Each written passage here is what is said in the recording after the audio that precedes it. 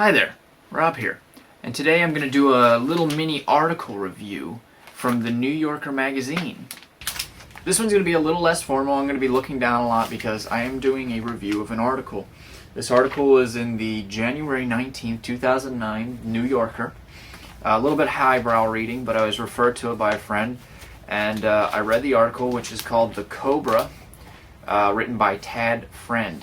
The article is very long. It's like 10 pages, and the New Yorker magazine articles are not that easy to read quickly, so it took me a long time, but I went through and I kind of did the nerdy teacher thing where I highlighted a bunch of quotes that I thought would be very interesting and people would enjoy. The article, to summarize, is about marketing and publicity nowadays in the film industry. This is something that I've been talking about with people for a very long time because it angers me to a point in how films are presented nowadays. You might have seen my Marley and Me review a week or so ago, where I said it was marketed as a comedy, and the movie was not a comedy at all. This is a constant problem with films nowadays. So I'm going to find, let's see, I'll read some of the quotes from here that I thought were interesting, and then I'll talk about it for a little bit. Here's one quote. So at greenlight meetings, it's a bunch of marketing and sales guys giving you educated guesses about what a property might gross. No one is saying this director was born to make this movie. This just proves that when films are greenlit to go forward, when they have a good idea or they think they have a good idea, they're not worried about the artistic quality of it or the direction that it's going. They're only worried about who they're going to sell it to, which is probably why films like Dance Flick and Meet the Spartans and stuff like that, directed by no-name actors that we don't even care about, and are films that I don't even know why are made, but people go and see them. And I feel like this is really degrading the part of film that I enjoy and I look forward to and I respect. You know, the artistic, the creative. I mean, things can be bad, things can flop, but I don't think you should make films that are bad on purpose. So, let's see. This kind of touches on what I just said. It is often said in Hollywood that no one sets out to make a bad movie. But the truth is that people cheerfully set out to make bad movies all the time. It is more accurate to say that no one sets out to make a movie without having a particular audience in mind.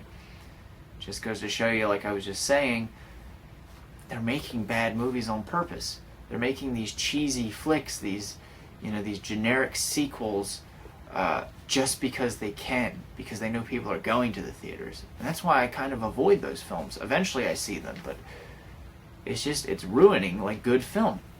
And this is particularly, if we weren't making decisions based on marketability, John Malkovich would be in every movie. A top studio marketer says.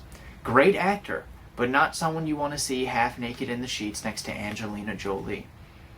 That angers me, because that right there is saying that there's these excellent actors out there, these actors that, can really have a large diversity in the characters they can play. And I mean, every time I see John Malkovich, particularly because this article brought it up, I think he does almost an excellent job almost every time.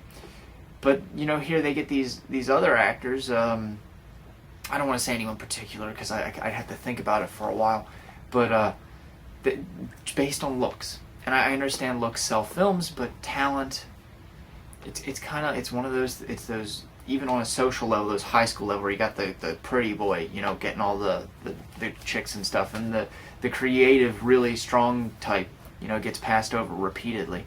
And it goes on that for publicity wise too. Marketers segment the audience in a variety of ways, but the most common form of partition is in 4 quadrants. Men under 25, women under 25, older men and older women. A studio rarely makes a film that it doesn't expect will succeed in at least 2 quadrants, and film's budget is usually directly related to the number of quadrants it is anticipated to reach. So that makes me think of what films are out there that are actually original, unique, new, that studios just aren't willing to take a chance on. And it's a shame because a lot of people, the general movie viewing crowd, if it's not in big theaters, including myself, if I am not told about it, I don't know how I'm going to see it ever. And think about how many films are, filibustered into the shelves and no one ever sees them. So it's a real shame. Let's see. We got, this particularly goes with the Marley and Me. This is one of the rules of marketing. Any drama with at least 3 funny moments in it will be portrayed in the trailer and TV spots as a comedy. So those who debated me about saying, that Marley and Me was not a comedy, and I shouldn't have expected it to be a comedy. Anyone that can go back and see these TV spots and these trailers and look at it and say, yep, they took those 3 or 4 funny moments and they put them in the trailer and they made it look like a comedy. I the other day saw a child come out of the theater of Marley and Me. She looked devastated. She was crying. Her mother had to explain to her the death and all that. I don't think the mother knew that she would have to do that, taking her daughter to a film that was advertised as a comedy about a dog running amok. And I think these marketers are really taking advantage of people. I don't want to say their gullibility, because it's not gullibility. They are expecting to be told the truth, and they are not being told the truth. If a movie title and stars don't tell you almost everything you need to know about the film, like Get Smart starring Steve Carell, marketers worry and won't move forward with the film. That is stupid. That's just saying right there that if there's any unknown actors, and if the film doesn't sound like a good movie just from the title, they're not going to make it. As a filmmaker, that worries me. Because if I can't get a big budget actor, and I got some guy who's, up and coming and doing outstanding, what's that going to do for me? It's a horrible experience. I was thinking back to how these actors must have to start to get, they must have to go through hoops to get to these big budget actors. Like when you think about it, Philip Seymour Hoffman, one of the better actors. He's in all the Paul Thomas Anderson films. He was in Doubt. He was in Happiness. But he was in My Boyfriend's Back. He played the crazy bully who goes to hit him with the axe and winds up hitting himself in the head with an axe. So I'm just saying, like the up and comings where like people have to start to get. It fascinates me. And this is another thing. Anyone close to me will know that I ranted and raved about this when this was on TV. But Good Luck Chuck, a critically lambasted R-rated comedy starring Jessica Alba, was cut on TV spots to emphasize Alba's tumbles and mishaps, making her look like a bumbling buffoon. We cheated it and got the film open, which was kind of a feat in itself because America likes cheese. So basically, the film, which was starring, I believe, Dane Cook and Jessica Alba, it was really about a guy who, with every chick that he slept with, would, wind up getting married. And they took this girl that he fell in love with and they marketed it as being about her and being accidental prone, which it wasn't about at all. So they marketed it both different ways. I remember seeing both different spots, both different trailers.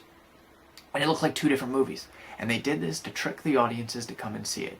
And anyone who has seen it, including Sean and anyone else who does movie reviews on here online with me, the movie was horrible. And people paid money to see it.